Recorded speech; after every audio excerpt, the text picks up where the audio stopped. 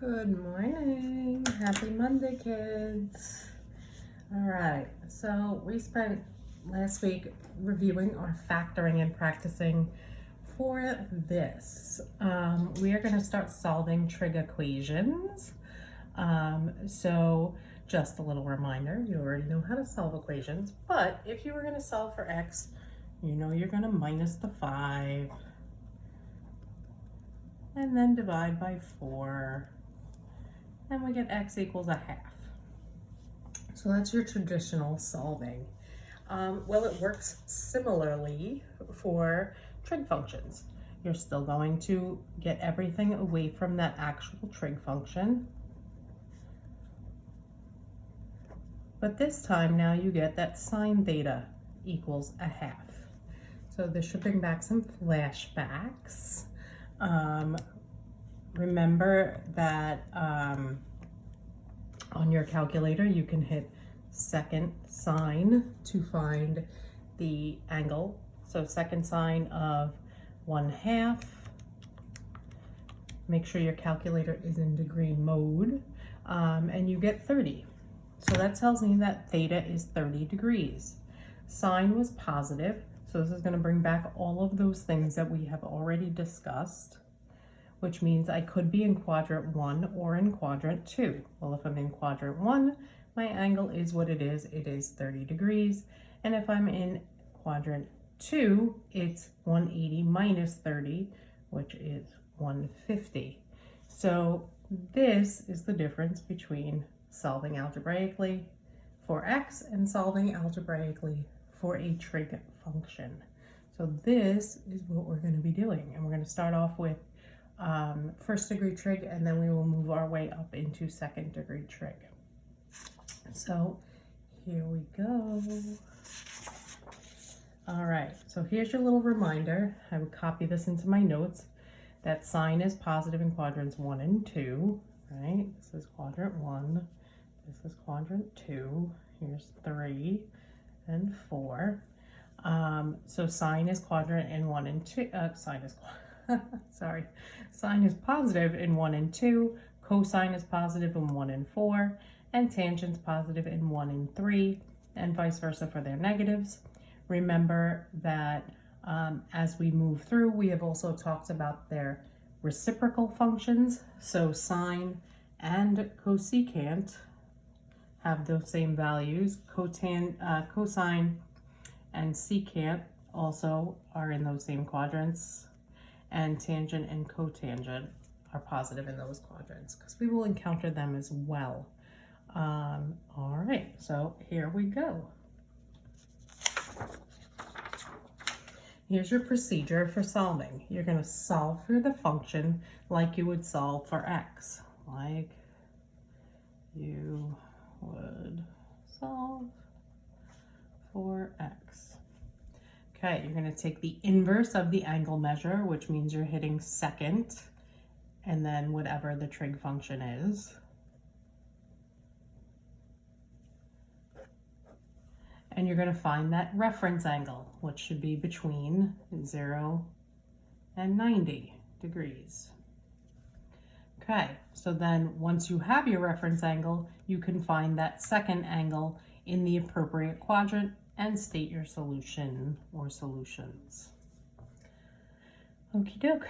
So this is going to be the procedure we follow. Hopefully you are pausing me and writing this in your notes. And off we go. So we want to find the exact solution set. You're going to look for this because this will change sometimes. So we're going to solve this trig equation from 0 to 360, which means we are involving all 4 quadrants. So add 1, divide by 2, and I have cosine theta equals a half. Well, if cosine theta equals a half, it's positive, which means I am in 1 and 4. So you are going to find me those 2 angles. So again, calculator, second cosine of 1/2 gets me 60 degrees. That means my reference angle is 60 degrees. That's my theta. So in quadrant 1, it is what it is, right? And in quadrant 4, it's 360 minus that. So 360 minus 60 is 300. And those are the solutions for that equation. Sound good? Hope so. Okay, here's another. So now we've got tangent. Again, you're looking to see where we are going within our quadrants. So we are still in all 4 quadrants. Sorry, taking a sip of my coffee.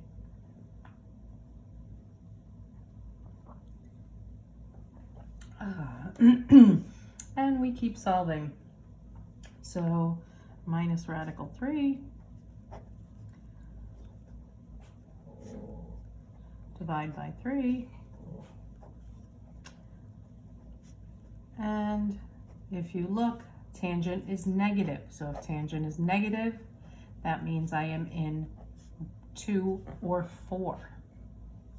So again, calculator, second tan of negative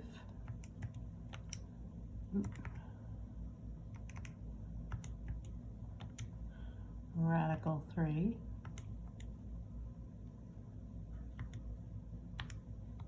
over 3, and we get negative 30 degrees.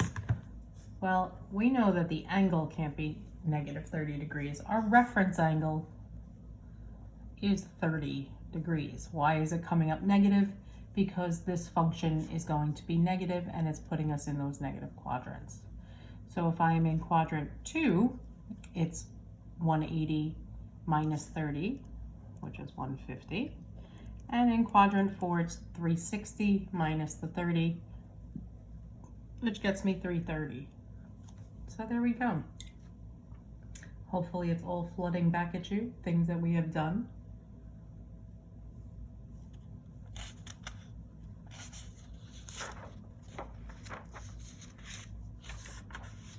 Okie doke. So here's a little bit more heavy on the algebra. Again, you want to treat them the way you would treat any equation. We can combine things that are like terms. So looking at this, I'm going to start by adding 1 this way.